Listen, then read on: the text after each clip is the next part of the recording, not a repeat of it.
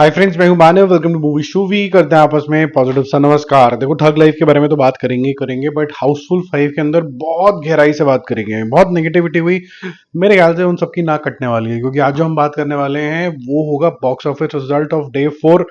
Suspense कम कर देता हूँ, अच्छा रिजल्ट है। और साथ में हम डिस्कस करेंगे इसके इकोनॉमिक्स, यानी कि बिजनेस एनालिसिस, किस तरीके से ये शेपअप हो रहा है, किस पॉइंट पे जाके ये प्रॉफिटेबल होगा, क्या इसका सारा तामझाम है, सब डिस्कस करते हैं। और मिशन इम्पॉसिबल भी आपने बोला था कि यार बता दो फाइनल रेकरिंग कहाँ तक पहुंचा, 100 हो गए कि नहीं हो गए, उसके बारे में भी बात करते हैं। देखो, पहले मिशन इम्पॉसिबल फाइनल रेकरिंग के बारे में बात कर लेते हैं। इसका टेक्निकली ये 99 पे है अभी, सेंचुरी लग जाएगी इसकी, तो कंग्रेचुलेशन जिनको भी लगा कि टॉम क्रूज को एक अच्छा सेंड ऑफ मिलना चाहिए, तो उनको अच्छा सेंड ऑफ मिल रहा है। ठीक है, इससे ज़्यादा कुछ कहने के लिए है नहीं, काफ़ी दिनों तक इसके बारे में बात करी है। एक्चुअली तो ठग लाइफ के लिए भी कुछ कहने के लिए खास है नहीं। डे 5 है और ये ऑलमोस्ट रिटर्न ऑफ है। आज सिर्फ 4 करोड़ रुपए का बिजनेस करेगा। कल किसी तरीके से 7.5 तक थोड़ा बहुत टच करके 37 किया इसने। आज 4 करके ये 41 हो जाता, 37 + 4 41। और वर्ल्ड वाइड जो टोटल है वो 81 करोड़ रुपीज के आसपास है। ये 100 होता हुआ ही बड़े मुश्किल से लग रहा है, वो भी वर्ल्ड वाइड लेवल के ऊपर। डिफिकल्ट होगा इसके लिए। कल से ये और ड्रॉप करेगा। ये जो कोई भी लोग देखने जा रहे हैं कमल हसन की इज्जत करते हैं इसलिए जा रहे हैं, नहीं तो अदरवाइज पिक्चर को रिजेक्ट कर दिए। क्या ये इंडियन 2 से भी खराब पिक्चर है? नहीं, इंडियन 2 ज्यादा खराब थी, लेकिन लोगों ने डिसाइड कर लिया कि अगर अच्छी बनाओगे तभी जाएंगे। देखो, हाउसफुल 5 का पहले मैं आपको बताऊंगा डे 4 का बिजनेस, और फिर बजट, और फिर सारी जैसे चीजें हम चलाते हैं वैसे चलाएंगे कि किस पॉइंट पे प्रॉफिटेबल होगी। तो ध्यान से सुनना।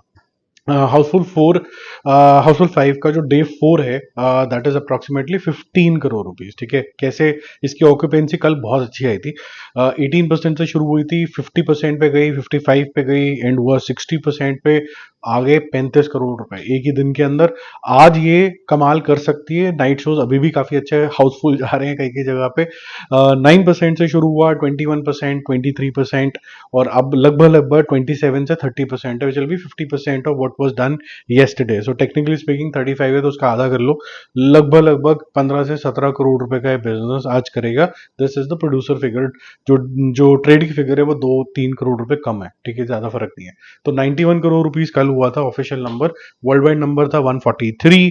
और इसका जो टोटल 15 अगर आज आप ऐड करते हो मिनिमम, तो 106 करोड़ रुपीज नेट होता है। तो कंग्रेचुलेशन, 100 करोड़ करके जितने लोग कह रहे थे कि भी अक्षय कुमार ये वो अच्छी पिक्चर करो, डिफरेंशिएटेड करो, तो देखने लोग चले जाते हैं। ठीक है, तो 106 करोड़ वहां पर आ गया। और लगभग लगभग 165 करोड़ रुपीज के आसपास इसका वर्ल्ड वाइड टोटल है। Very impressive total. मतलब ये जल्दी ही 200 करोड़ करने वाली है, और करेगी ये 200 करोड़। क्या उससे प्रॉफिटेबल हो जाएगी? अब आता है मेन मुद्दा।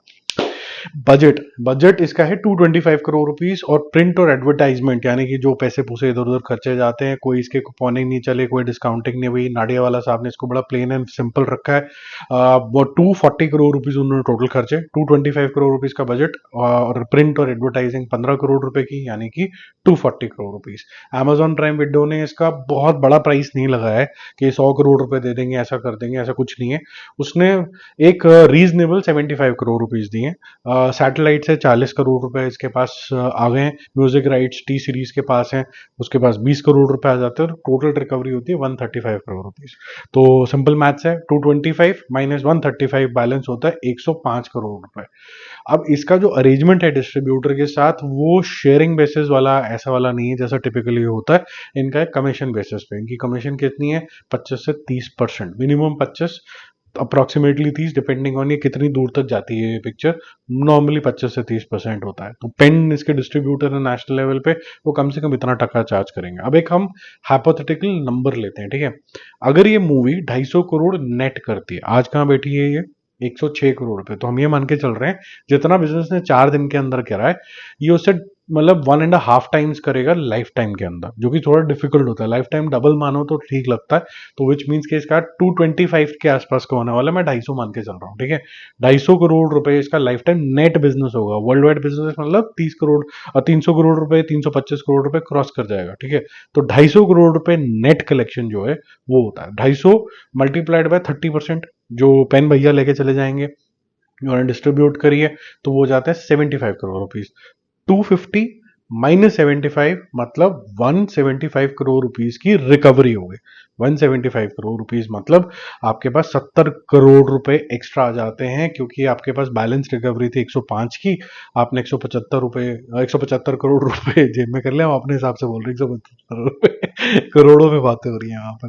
तो 70 करोड़ रुपए आ गए। तो इस सिचुएशन के आप बोल सकते हो कि उसने प्रॉफिट कमाया। कितना प्रॉफिट कमाया? 70 करोड़ रुपए ऑन द लागत ऑफ 240 करोड़ रुपीस।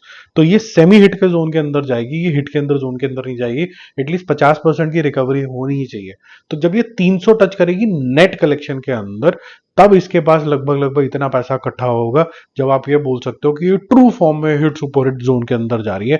यानी कि जो लागत है उसका कम से कम 50% तो हो रहा है, यानी कि 360 करोड़ रुपए नेट कलेक्शन के आसपास या 350 करोड़ रुपए के आसपास ये करे बॉक्स ऑफिस के ऊपर, तब मजा आएगा, तब होता है। और मैं आपको ये भी बता दूं कि जहां पर 2-3 तरीके के अरेंजमेंट होते हैं, कमीशन बेसिस के ऊपर भी होते हैं, जैसे मैंने इस केस के अंदर बताया। कुछ केसेस के अंदर, ज्यादातर केसेस के अंदर डिस्ट्रीब्यूटर और एग्जीबिटर का खेल आ जाता है, वो होता है। तीसरे केस एक और होता है, जैसे यहाँ पर डिस्ट्रीब्यूशन में पैसा इतना आता है, 50-50 हो जाता है मोटा मोटा, प्रोड्यूसर डिस्ट्रीब्यूटर कई बार अपफ्रंट पैसे दे देता है। लेकिन जब आप ओवरसीज जाते हो तो ओवरसीज आपकी जो कमाई होती है इतनी नहीं होती है। अगर मान लो 100 रुपए कमाए हैं, तो जो प्रोड्यूसर के पास रिटर्न में आता है ना, वो सिर्फ 30% आता है। वहां पर बहुत सारे टैक्सेस और हैवी डिस्ट्रीब्यूशन कॉस्ट की वजह से ज्यादा पैसे नहीं आते। 30% के आसपास, 33% के आसपास ही कलेक्ट होता है। तो यहाँ पर तो आपके पास कलेक्शन ज्यादा आ जाती है फिर भी जेब के अंदर। ठीक है, तो मोटे मोटे लेवल पे ये प्रॉफिटेबल हो जाएगी, या अपना लॉस पे बिल्कुल फुल स्टॉप लगा देगी अगर ये 200 करोड़ रुपए नेट करती है, जो कि होते हुए नजर आ रहा है। अगर 250 करती है तो प्रॉफिट होगा, तो ये सेमी हिट के आसपास जाएगी। 250 से ऊपर जाती है तो फिर ये हिट के जोन के अंदर जाएगी। 300 टप गई तो फिर सुपर हिट के जोन के अंदर जा सकती है ये, डिपेंडिंग ऑन इसकी क्या किस्मत में लिखा है। आज का नंबर एक अच्छा पॉजिटिव नंबर है। मंडे वाले दिन अगर किसी को पिक्चर नहीं समझ में आ रही होती है, वो 7-8 आपने देखा करोड़ रुपए के ऊपर गिर जाती है, मुश्किल से इतने ही आते हैं। 15 करोड़ रुपए is a very healthy number. तो और अच्छा सेंचुरी मार ली फटाफट से अक्षय कुमार ने। 2025 is a, I would say, come back year for Akshay Kumar. इनकी सारी पिक्चरें जो हैं वो 100 करोड़ अबव जा रही हैं। बहुत बड़े मैसिव रिटर्न्स नहीं आ रहे हैं, लेकिन अगर हम प्रोड्यूसर के एंगल से देखें तो वो लोग तो बेचारे कैसे कमाई लेते हैं, कैसे तैसे करके। ठीक है, तो एंजॉय करो। जो लोग नहीं देख के आए वो देख के आए, और जिनको थोड़ी सी ऐसे लग रही है कि अडल्ट कॉन्वर्सेशन है तो मत देखो। लेकिन अगर एडल्ट कॉन्वर्सेशन, तो इसका मतलब ये नहीं कि पिक्चर खराब हो जाती है। ये जो माइंडसेट बनाया है, मैं दोबारा से ये चीज बोल रहा हूँ, एक चीज थोड़ी अडल्ट कॉन्वर्सेशन है जिसको बहुत डायरेक्ट रखा गया है। डायरेक्ट मतलब मजाक उड़ाने वाली सिचुएशन, नॉट कि हम सीरियस बात कर रहे हैं, मजाक वाली बात कर रहे हैं। तो इसका मतलब है कि जो लोग ऐसा सोचते हैं उनके ऊपर ही ये कटाक्ष है। ठीक है, एक किस्म का। तो ये किसी भी लॉजिकल दिमाग को वाले इंसान को समझ में आता है। ठीक है, अनलाइक के पैसे देके किस्त ले लो, दोबारा से ये एग्जाम्पल दे रहा हूँ। ठीक है, तो अगर आप इस जोन के अंदर हैं कि भाई मेरे को फैमिली के साथ जाना है, तो शायद आप बोलोगे भी 2-4 सीन है मेरे को कंफर्टेबल नहीं है, तो शायद आप ना देखो। लेकिन हम तो 1.4 बिलियन लोग हैं ना। ठीक है, तो 1.4 बिलियन लोगों में जो ऐसे लोग हैं जो बोलें कि भाई हमारे बच्चे भी थोड़े बड़े हो गए हैं, हम भी थोड़े बड़े हैं, हम उनके साथ जा सकते हैं, नहीं तो फ्रेंड्स के साथ जा सकते हैं, वाइफ के साथ कोई भी जा सकता है, कोई इतना कोई बुरा तो है नहीं इसके अंदर।